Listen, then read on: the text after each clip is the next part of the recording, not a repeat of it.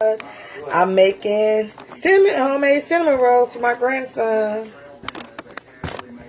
Believe it or not, homemade.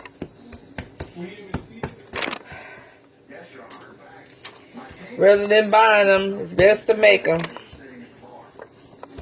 I have to fix stuff for the kids. So I'm pressing it and rolling it out. It's still warm. I had used the quick rise yeast. And what you do is make it into squares as much as you can. The thinner it is, the better it is. And flakier. Unless you just like thick cinnamon rolls.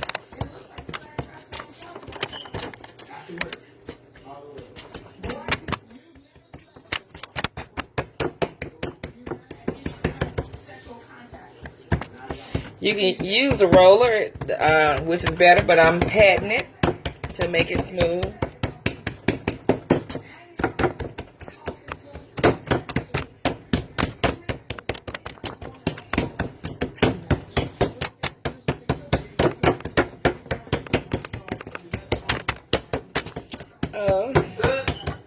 It's a lot of work. I'm always having accidents, but I'm going to put this over here. I had my flour in that skillet. That's cinnamon splash and cinnamon water. I usually boil cinnamon water in the home to make the house smell good. Just add cinnamon sticks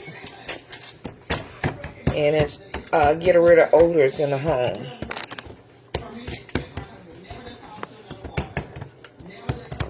This is all these ingredients in your house: butter, milk, pure. I use pure butter. I don't use that margarine. That's some bull crap. And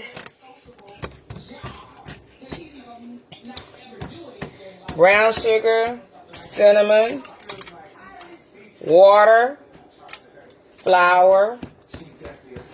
I use this type of yeast. It's called Fleshman Instant Dry. It's good for all types of bread.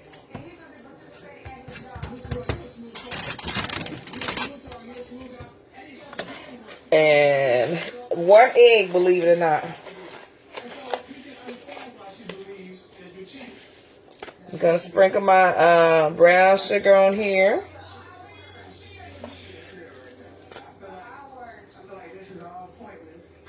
And do mine a little different than most. I'm going to make a roll.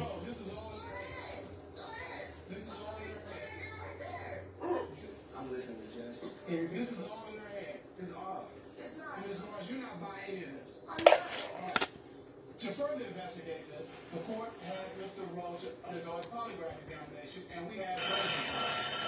It's my timer. I had set it 5 minutes in advance for my dough because it was called for 20 minutes.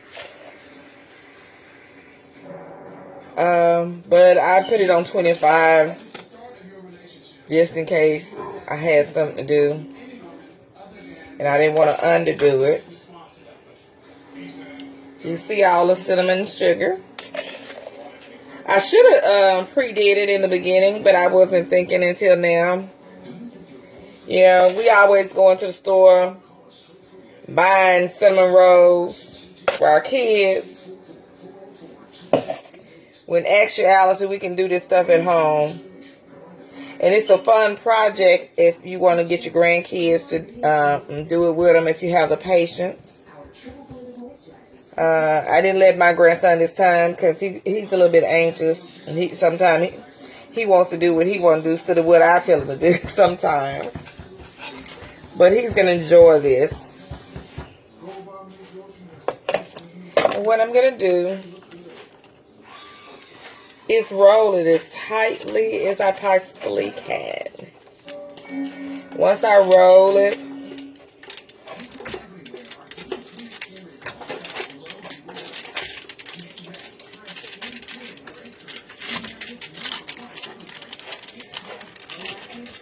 into a dough, going to lift up the flour that you put on the foil. I use foil because I don't have a board for this.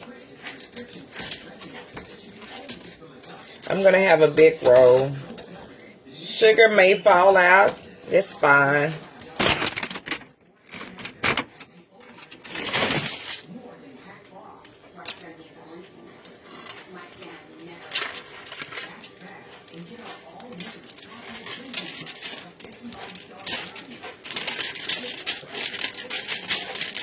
I know my brother's looking like, whoo, look at what I'm going to eat.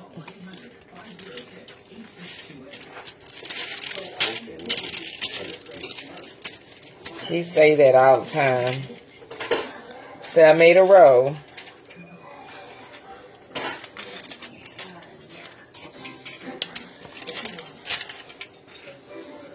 It's not going to hurt. The little leftover brown sugar that falls out, it's not going to hurt.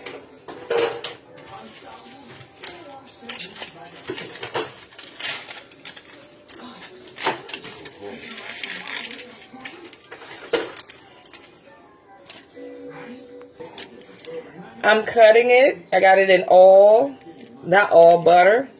Oops.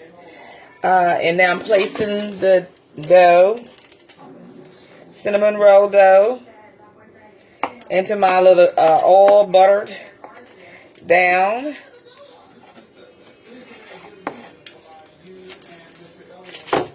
Feel it.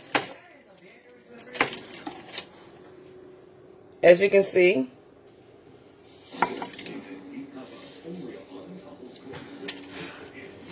So there's going to be some pretty nice size, but if you can do it smaller, then you roll it smaller. But if you place the cinnamon in there fine, it's going to come out fine. See? Perfect cinnamon roll.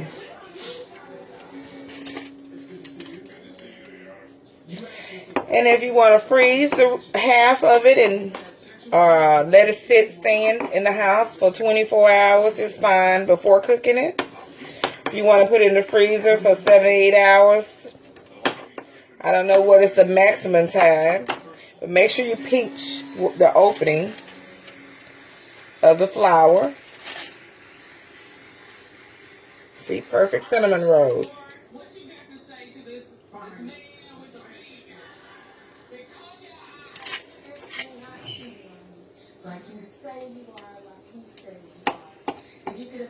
Gonna cut one more. This is gonna be a gigantic one because I didn't roll it thin.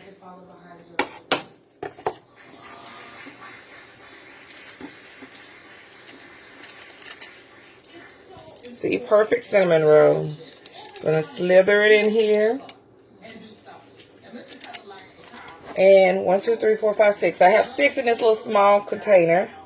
Got enough room for it to swell up.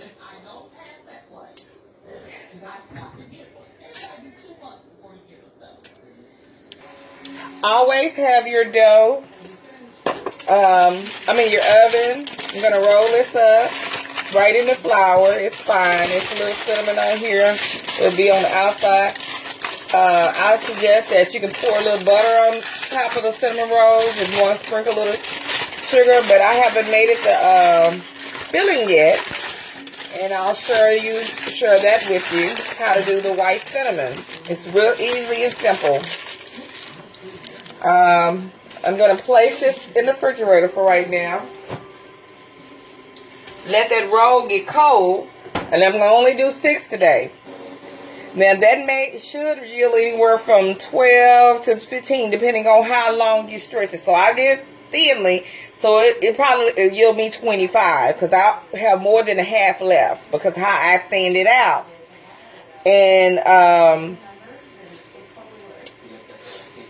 it's what always warm your oven before putting your rolls in. This shouldn't take no more than 20 minutes. Now, if your top start cooking, your oven start cooking fast, just place a foil on top of it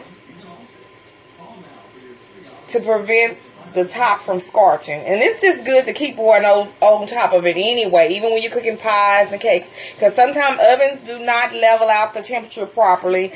And it sometimes can make your cakes warp or make it burnt or dark on top, dried at the top, and the bottom be it's because you're cooking, your oven or stove is not cooking properly. So that's just a hint.